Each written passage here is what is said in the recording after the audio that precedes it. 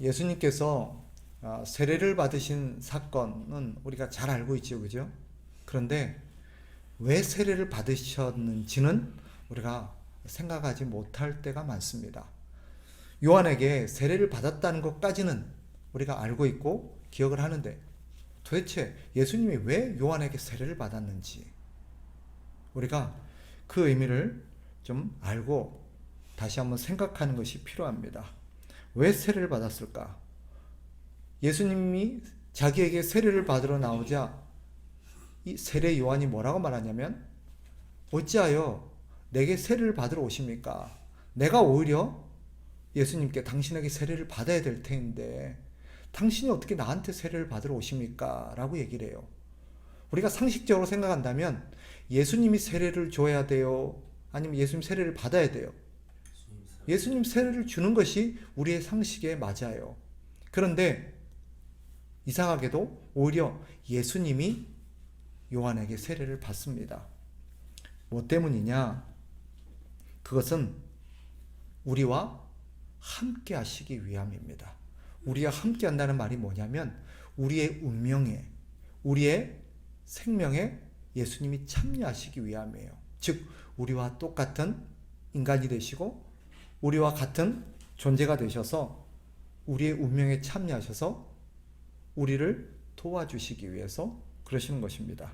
무슨 말인가?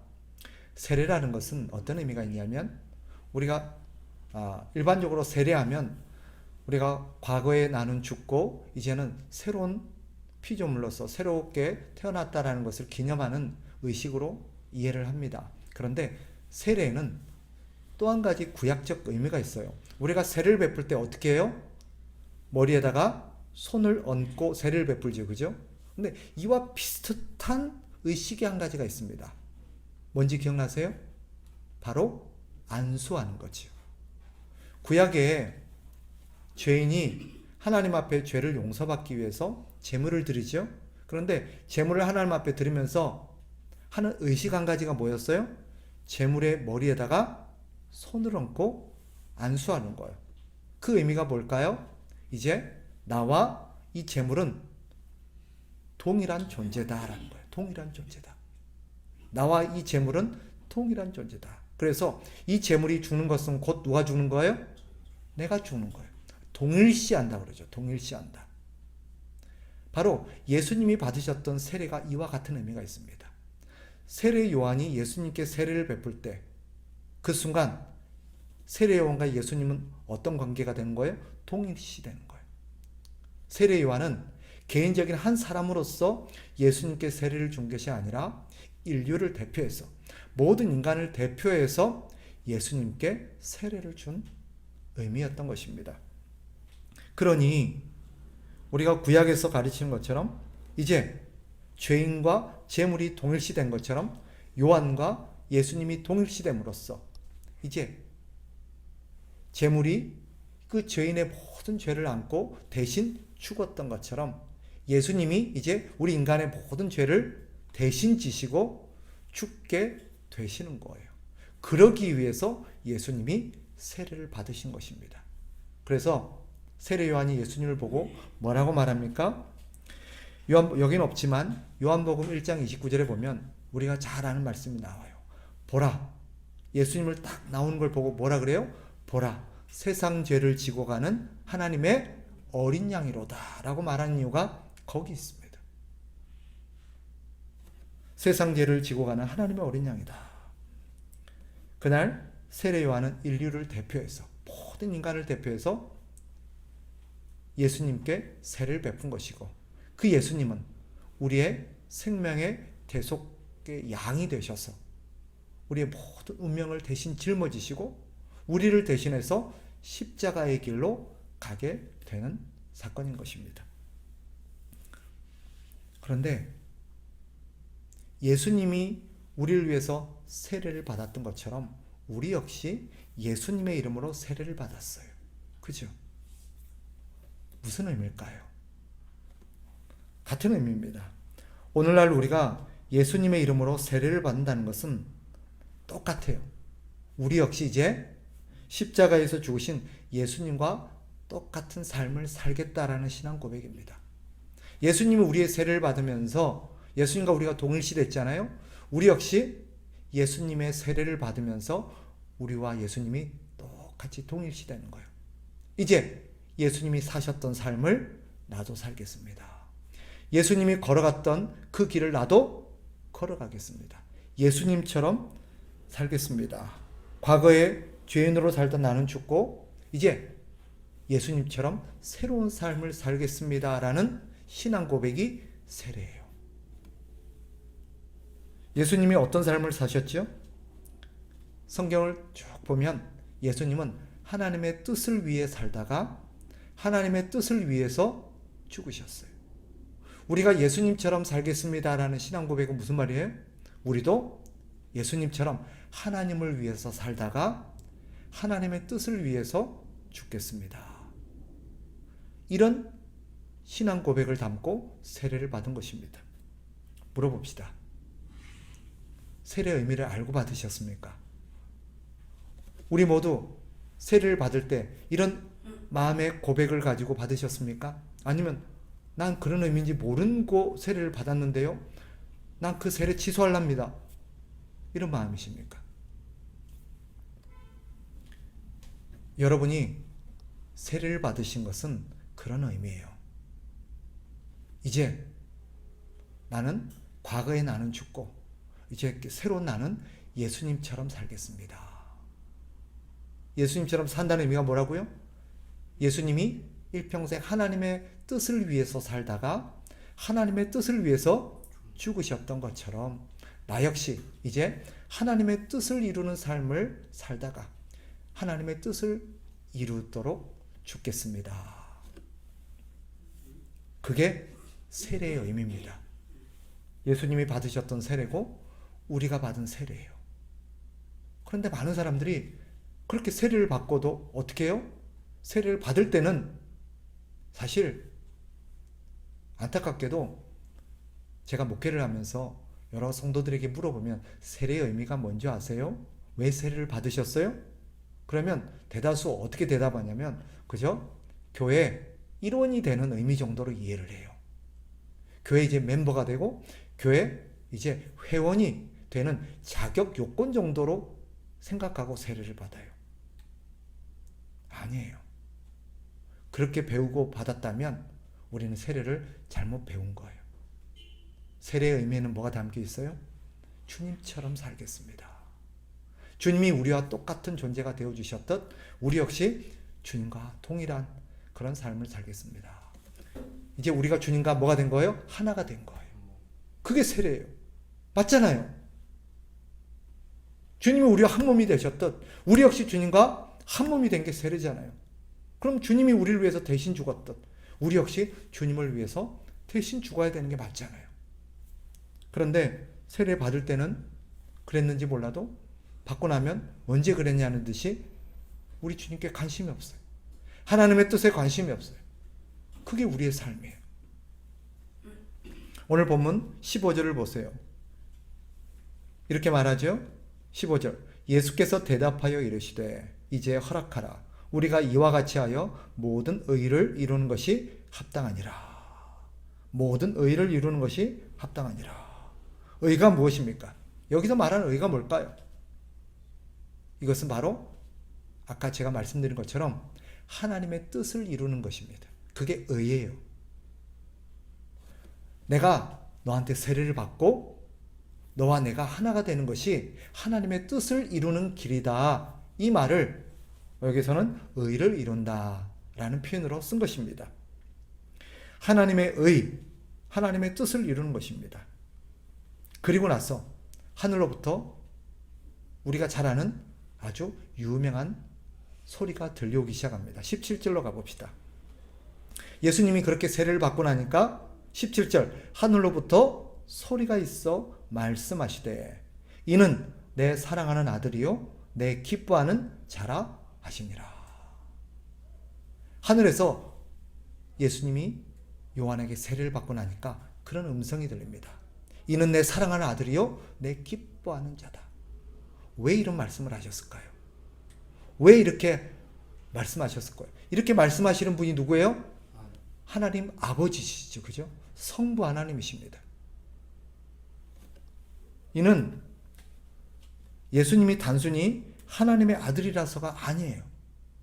하나님 아버지께서 예수님을 향해서 이는 내 사랑하는 아들이요 내 기뻐하는 자다라고 말할 때는 뭐 때문이냐면 바로 예수님께서 하나님의 뜻을 이루기 위해서 세례 요한으로부터 세례를 받으셨기 때문이에요. 바꿔 말하면 이런 의미예요. 우리 예수님이 하나님의 뜻을 이루는 삶을 사시는 그 모습을 보시면서 우리 하나님 아버지께서 뭐라고 말씀하신 거예요? 네가 내 사랑하는 아들이고 내 기뻐하는 자다라고 말하는 거예요. 자, 우리가 아는 것처럼 예수님이 세례 요한으로부터 세례를 받으시고 하나님의 뜻대로 살아간다는 것은 궁극적으로 무엇을 의미해요? 결국 십자가에서 죽으시는 것을 의미하는 거죠. 그죠? 죽기까지 죽을 걸 아시면서도 그 길이 비록 자기의 죽음이 기다리고 있는 길임에도 불구하고 하나님의 뜻이기에 하나님 아버지의 뜻을 이루는 길이기에 기꺼이 요한으로부터 세례를 받으시고 그 길을 가시는 모습을 보면서 하나님 아버지께서 내 사랑하는 아들이요 내 기뻐하는 자다라고 말하는 것입니다. 이것은 우리에게 어떤 의미냐? 이것은 하나님이 사랑하는 아들, 하나님이 기뻐하시는 자의 삶이 어떠해야 하는가를 우리에게 보여주는 거예요. 이제 우리가 누구죠?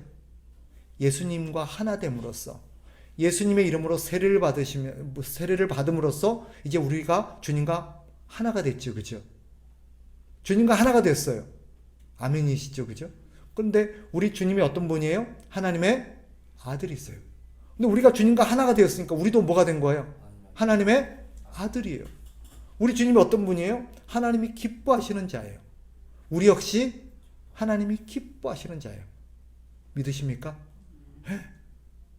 우리가 예수님과 하나가 되는 순간 우리는 하나님의 아들이 되었고 하나님이 기뻐하는 자가 되었어요. 이거는 부정할 수 없는 사실이에요. 하나님이 우리를 볼 때 하나님의 아들이시고 하나님이 기뻐하시는 자입니다. 그런 사람은 어떻게 살아야 될까요? 하나님의 아들, 하나님이 기뻐하는 자의 마땅한 삶의 모습이 뭘까요? 바로 예수님이 보여주시는 거예요. 하나님의 뜻을 위해서 살아가는 거예요. 그러니까 주님이 하나님 아버지께서 예수님을 향해서 하신 말씀, 내 사랑하는 아들이요 내 기뻐하는 자다, 이 고백은, 이 뜻은 무슨 말입니까? 내 사랑하는 아들, 내 기뻐하는 자는 이렇게 살아야 돼 라고 예수님을 통해서 보여주시는 거예요. 우리는 하나님의 아들인 줄 믿습니다. 하나님이 사랑하시는 자, 하나님이 기뻐하시는 자인 줄 믿습니다. 그런 하나님의 아들, 그런 자녀들은 하나님의 뜻을 위해서 살아가요. 하나님의 뜻을 위해서 살다가 하나님의 뜻을 위해서 죽는 것. 그게 하나님의 아들의 모습입니다. 내 의지, 내 계획, 내 욕심을 따라 살지 않고 하나님의 뜻을 따라 살아요. 옛날에는 그렇게 살았어요. 예수님을 믿기 전에는, 하나님의 자녀가 되기 전에는 우리는 그렇게 살았어요. 내 의지, 내 뜻, 내 소원, 내 욕심을 이루는 일에 내 인생을 바치면서 살았어요. 그런데 예수님과 하나가 되어지고 하나님의 아들이 되고 하나님이 기뻐하는 자가 되면서 우리는 이제 그렇게 살지 않아요. 하나님의 뜻을 위해서 살고 하나님의 소원을 이루는 일에 우리 인생을 드려요. 그 모습을 보면서 하나님이 우리를 어떻게 보시는 거예요? 하나님의 사랑하는 아들, 하나님이 참 기뻐하는 자라고 우리를 향해서 말씀하시는 거예요. 그러니까 예수님을 향해서 하시는 말씀은 곧 우리를 향해서 하시는 말씀이기도 해요. 그런데 생각해 보세요. 오늘 하나님께서 저와 우리 성도님들을 보시면서 이렇게 말씀하시는 거예요. 이가 내 사랑하는 아들이고 내 기뻐하는 자야. 우리 권사님을 보면서 이가 내 사랑하는 딸이고 내 기뻐하는 자야. 그런데 그 사랑하는 아들, 딸, 그 하나님이 기뻐하시는 자의 삶이 하나님에게는 1도 관심이 없고 과거처럼 자기 욕심, 자기 만족, 자기 소원을 이루는 데만 혈안이 되어서 살아간다면 어떨까요? 그것은 하나님 자녀답지 않은 삶이죠. 오늘 본문은 우리에게 무엇을 말하고 있는 것입니까? 우리가 예수님과 하나가 된 존재라는 것을 보여줘요. 너희는 이제 예수님과 하나가 된 존재잖아. 예수님이 너 하나가 되어주셨잖아. 그러니까 너도 예수님과 하나가 된 존재야.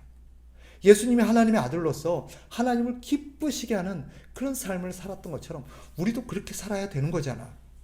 지금 그렇게 살면 안 되는 거잖아. 이렇게 말씀하고 계시는 거예요. 말씀을 정리할게요. 여러분, 세례를 받으셨습니까? 네, 우리는 세례를 받았어요. 그 세례의 의미가 뭐예요? 예수님과 하나가 되어서 이제는 예수님처럼 살겠습니다. 예수님이 사셨던 그 삶을 나도 살겠습니다. 예수님처럼 이 땅을 살다가 예수님처럼 하나님 앞에 가겠습니다. 이 고백한 거잖아요. 그죠?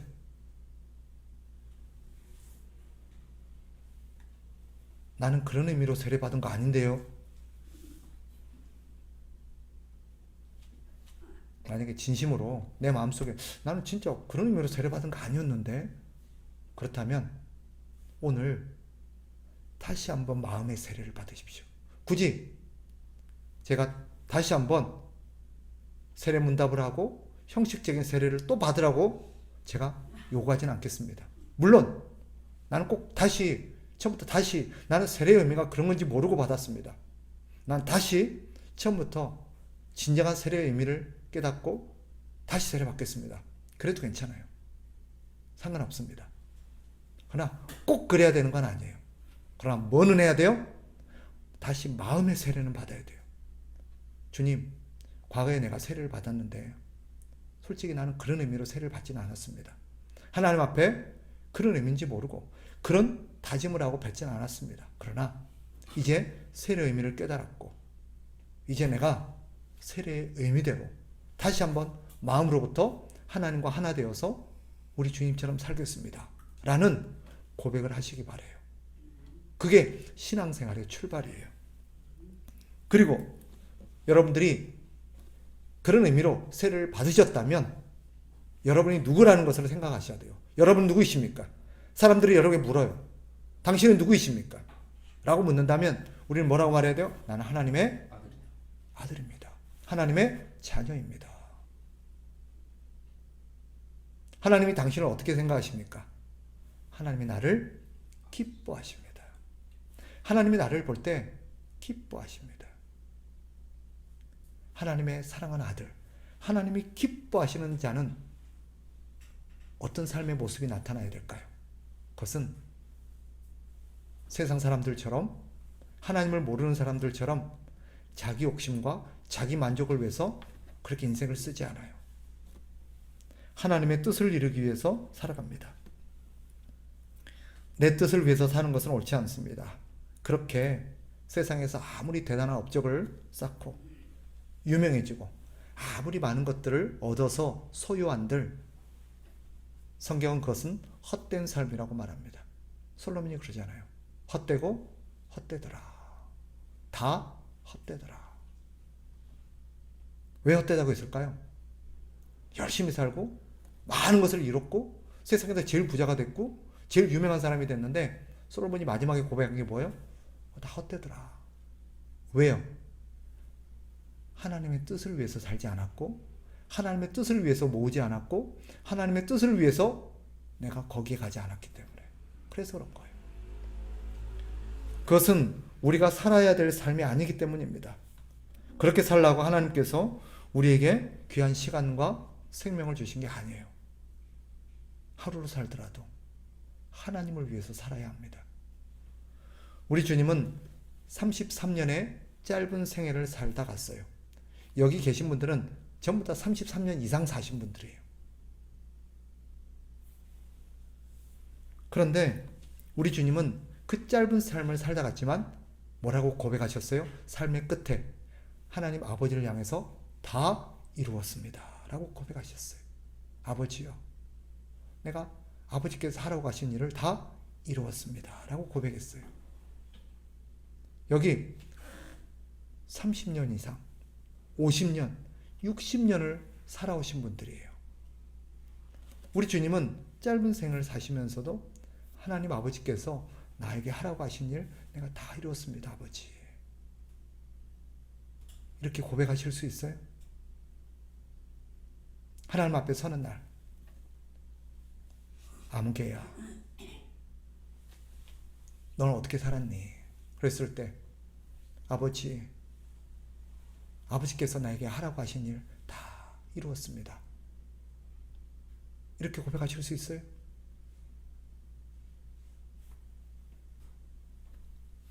우리 주님은 이 땅에 사시면서 감토 하나 쓰지 못하셨습니다. 재산 하나 집 한 채 소유하신 적이 없습니다. 그런데도 예수님은 하나님의 뜻대로 살았기에 다 이루었습니다라고 고백할 수 있었습니다. 인생의 황혼에 들어 헛살았다라고 탄식하지 않으려면 우리는 다시 한번 오늘 마음의 세례를 받아야 합니다. 그리고 주님이 나를 대신해서 죽으셨듯 이제 내가 주님을 위해서 살겠습니다. 주님을 나 대신 죽으셨으니 내가 주님 대신 살겠습니다. 이게 세례잖아요. 그래서 우리 하나님 아버지를 기쁘시게 하는 것, 그것이 하나님의 자녀, 하나님이 사랑하시는, 하나님이 기뻐하시는 자녀의 본분인 줄 믿습니다. 하나님이 기뻐하시는 게 뭘까? 성경을 찾아봤더니 여러 가지가 있어요. 그 중에 사도 바울이 가장 힘있게 강조한 한 대목이 나옵니다.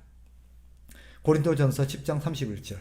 그런즉 너희가 먹든지 마시든지 무엇을 하든지 다 하나님의 영광을 위해서 하라 라고 말합니다. 어떻게 우리가 하나님을 기쁘시게 하며 어떻게 하나님의 뜻을 이룰 수 있을까요? 라는 질문의 대답입니다. 먹든지 마시든지 무엇을 하든지 하나님의 영광을 위해서 하세요. 그럼 또 질문하겠죠. 하나님의 영광을 위해서 한다는 게 뭐죠? 그랬더니 32절, 33절, 우리가 고린도전서 10장 31절을 읽었잖아요. 그 밑에 32절, 33절에 부연 설명이 되어 있어요. 하나님의 영광을 위해서 한다는 건 뭔지 들어보세요. 유대인에게나 헬라인에게나 하나님의 교회나 거치는 자가 되지 말고 나와 같이 모든 일에 모든 사람을 기쁘게 하여 자신의 유익을 구하지 아니하고 많은 사람의 유익을 구하여 그들로 구원을 받게 하라. 두 가지 정리를 할 수 있어요. 첫째는 뭐예요?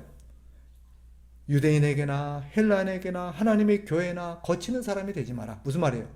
다른 사람의 인생에 손해를 주고 방해가 되고 걸림돌이 되고 다른 사람에게 피해를 입히는 그런 인생 살면 안 된다는 거예요. 이게 소극적인 명령이에요.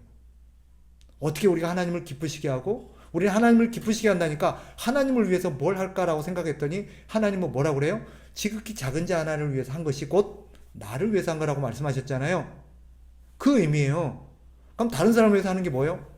살면서 누구에게든지 특별히 하나님의 교회 걸림돌이 되는 사람, 나 때문에 자꾸 다른 사람이 피해를 대고 손해를 입히고 자꾸 다른 사람의 신앙생활 하는데 걸림돌이 되는 그런 사람 되지 마라 라고 말해요. 그리고 오히려 뭐라 그래요? 나와 같이 모든 일에 모든 사람을 기쁘게 하여 자신의 유익을 구하지 말고 다른 사람의 유익을 구해서 그 사람으로 구원받도록 그렇게 살아라 하는 거예요. 이게 주님을 기쁘시게 하는 길이에요. 지금까지 내가 다른 사람 자꾸 힘들게 하고 방해하고 다른 사람 인생에 걸림돌이 되고 나 때문에 자꾸 다른 사람들이 피해를 주고 그런 삶을 살았다면 오늘 다시 한번 하나님 앞에 회개하고 마음의 할례를 받아야 돼요. 마음의 세례를 받아야 돼요. 그리고는 뭐라고 다짐해야 돼요? 이제는 도움이 되는 사람 되겠습니다. 나 때문에 다른 사람이 신앙생활하기 더 좋고 나 때문에 다른 사람이 더 도움을 받고, 나 때문에 예수님을 알게 되고 예수님 믿고 구원받게 되도록 내가 그런 인생 살겠습니다. 그런 다짐을 우리가 해야 될 줄 믿습니다. 그게 하나님을 기쁘시게 하는 길이에요. 그게 우리 주님을 위해서 사는 길이에요. 다른 거 아니에요. 우리 주님을 위해서 내가 뭘 하지가 아니라 내 이웃을 위해서, 내 교회를 위해서, 내 주변에 있는 사람들을 위해서, 헬라인이든 유대인이든 교회든 거친 사람이 되지 마라. 걸림돌이 되지 마라. 방해꾼이 되지 마라. 다른 사람에게 피해를 입히는 사람 되지 마라. 오히려 도움이 되는 사람이 되라. 그럼으로써 다른 사람이 구원받게 하는 것이 우리 하나님을 기쁘시게 하는 길이다. 이런 인생 우리가 살아가시길 바라요. 그래서 오늘까지는 아니 어제까지는 내가 다른 사람에게 맨날 피해만 입히고 다른 사람 인생에 걸림돌이 되는 인생을 살았다면 오늘부터는 내가 다른 사람에게 도움이 되는, 다른 사람에게 유익이 되는 그런 인생을 살겠습니다 라고 다시 한번 마음의 세례를 받고 하나님 앞에 다짐하는 그런 새로운 출발이 되기를 주의 이름으로 축복합니다.